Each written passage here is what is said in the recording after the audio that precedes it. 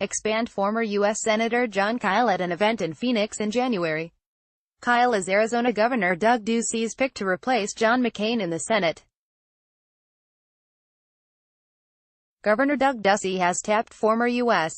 Senator Jon Kyl to replace the late Senator John McCain.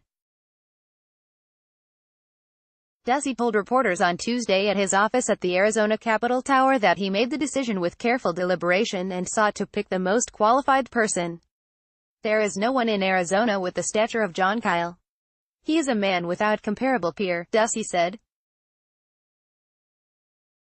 Kyl represented Arizona in the Senate from 1995 to 2013.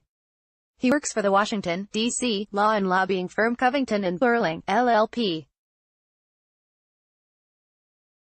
Recently, Kyl was named the Trump administration's Sherpa to ensure Brett Kavanaugh's nomination sails through the confirmation process. Arizona Governor Doug Ducey and his choice for Arizona's new U.S. Senator, Jon Kyl. Joseph Flaherty. Now, Senator Kyl can cast a vote for Kavanaugh's confirmation, Ducey said. C. McCain, whose name had been floated as a possible successor to her husband, tweeted the news shortly before the governor's press conference, calling Kyl "a dear friend of mine and John's. It's a great tribute to John that he is prepared to go back into public service to help the state of Arizona," she wrote.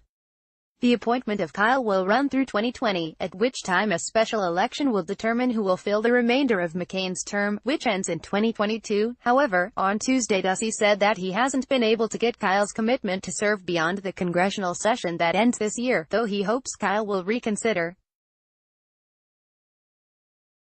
"I do know I will not seek this seat in 2020, nor any other office in the future," Kyl said.